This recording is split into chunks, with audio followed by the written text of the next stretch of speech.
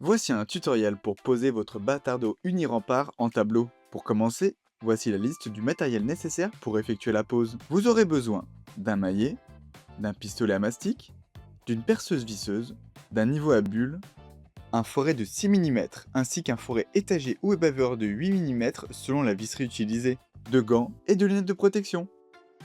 Avant d'effectuer votre pose, des prérequis sont indispensables pour accueillir votre protection anti-inondation. Vous devez vérifier la qualité de vos supports accueillant vos glissières. Il faut qu'ils soient de niveau, c'est-à-dire perpendiculaires par rapport au seuil, lisses et sans irrégularité apparente. Toutes ces conditions sont requises afin de maximiser l'efficacité de votre protection anti-inondation. Si cela n'est pas le cas, des travaux de maçonnerie seront à prévoir. Première étape, percer les glissières. À la livraison, les glissières ne sont pas pré-percées. Vous devez donc réaliser les perçages vous-même à l'aide d'un foret de 6 mm.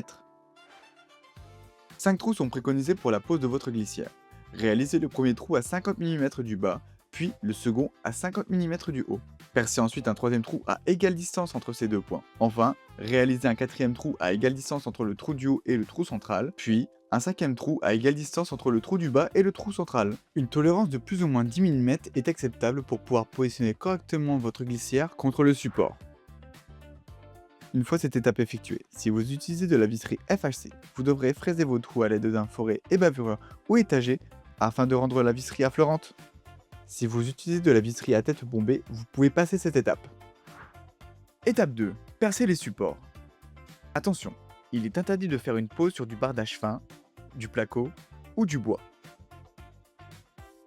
Positionnez votre glissière sur le support et vérifiez qu'aucun obstacle ne gêne la pose du profilé. Munissez-vous de votre niveau à bulles pour vérifier que votre glissière soit de niveau, correctement à la verticale et d'aplomb. Repérez et tracez les points du perçage sur le support. Retirez la glissière, puis percez les trous à l'aide de votre foret de 6 mm. Astuce, munissez-vous d'un aspirateur pour aspirer tous les résidus. Si vous ne faites pas correctement cette étape, vous ne pourrez pas enfoncer correctement vos chevilles. Après avoir effectué vos perçages, insérez vos chevilles à l'aide d'un maillet jusqu'à affleurement.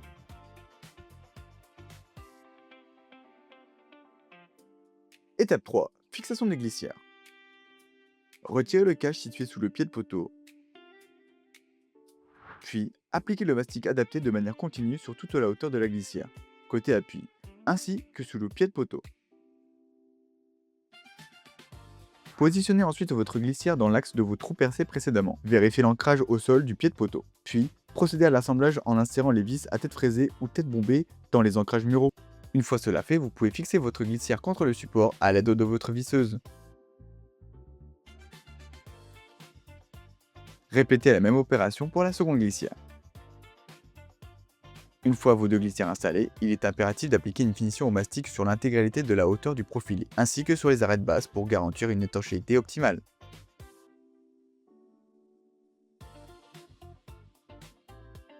Étape 4. Installez la pale planche.